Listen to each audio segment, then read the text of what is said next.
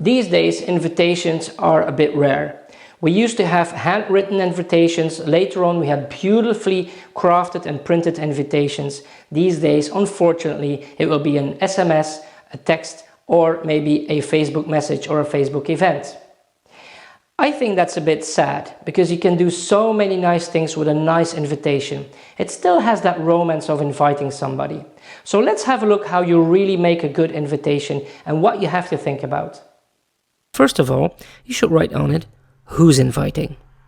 Secondly, to what? Of course, where and when. So these 4 W's are pretty important to put on an invitation card. There are some rules to, well, making an invitation card as to the protocol. Yes, there's a protocol to writing an invitation card. If you have a 2-folded invitation card, this is where you put the information. So, who invites to what, where and when, the 4 W's. On the right hand side when you open the invitation. On the left should be the program. What is happening that evening, for example. If you flip them around and you got a horizontal one, you should have the 4 W's on top and the program should be on the bottom. As a nice touch, you can have on the front cover, for example, your logo or your initials or maybe a nice picture. If we go to a 3-folded invitation, the 4 W's go in the middle. So again, who invites to what, where and when. On the left should be the program. It's actually, well, the 2-folded one, and the one to the right is added. Now what do we put on the one to the right? Well, we put something which is called an RSVP.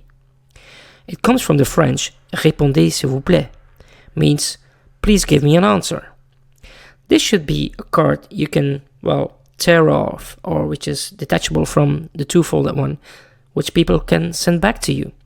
They can write on it if yes or no they are coming, and with how many people, if you ask that question. So this is the correct protocol in sending invitations.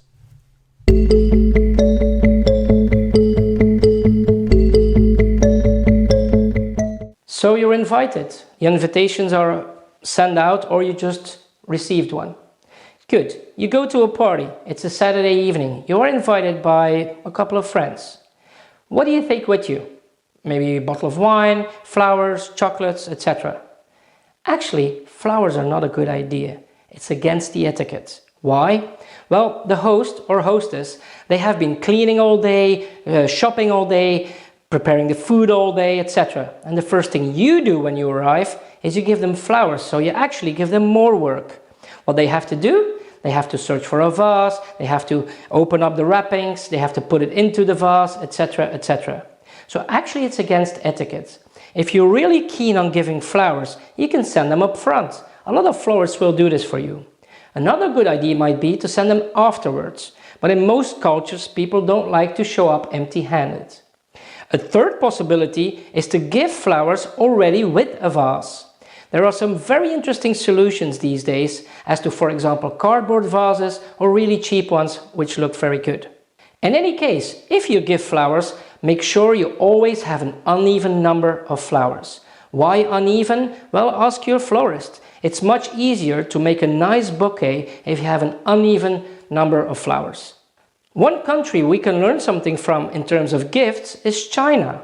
In China, for example, they will give a gift with 2 hands and you will take it with 2 hands.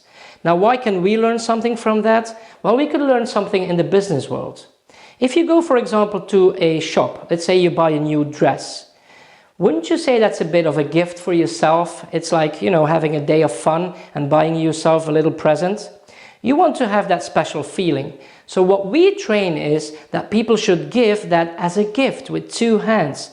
And if possible, they should leave the desk they're standing behind, like the counter or the cash register. Just step out of it, give it with 2 hands, and people will have that very special feeling. As you know, tea time. Well, it's a tradition in England and it's a very nice tradition. You got afternoon tea and you got high tea. Yes, exactly. It's not the same. Afternoon tea is earlier and high tea is later. The big difference is that high tea you might have small hot dishes, and the afternoon tea is what we know with the scones and with the small sandwiches. Now, by the way, what do you put in your tea? Brown or white sugar? Well, first of all, it depends on your taste. If you take brown sugar, it's got a lot more of molasses, so the taste can be more intense. What we generally say is that with dark sorts of tea, you put in brown sugar. With lighter sorts, you put in white sugar. Also, white sugar will dissolve much, much quicker and better. Next, in United Kingdom and, well, mostly around the world, you never speak to royalty unless they speak to you. And the English, they have a good knowledge of etiquette because they have a lot of traditions. It's absolutely a beautiful country where traditions are held high, and I can appreciate that, as you might know. Next, Iran and Greece. I wouldn't do the thumbs up move in Iran or Greece. It's absolutely very impolite. In both countries they have a different meaning, but it's very impolite. In Turkey, you shouldn't make a circular movement by forming one with your index finger and your thumb. It's absolutely also very polite, and it actually means towards a certain part of your body, which is not that nice. So be careful. In Italy, on the other hand, it's very okay to put your elbows on the table. It's part of their culture. In other parts of the world, it's seen as not okay. You should keep your elbows off of the table.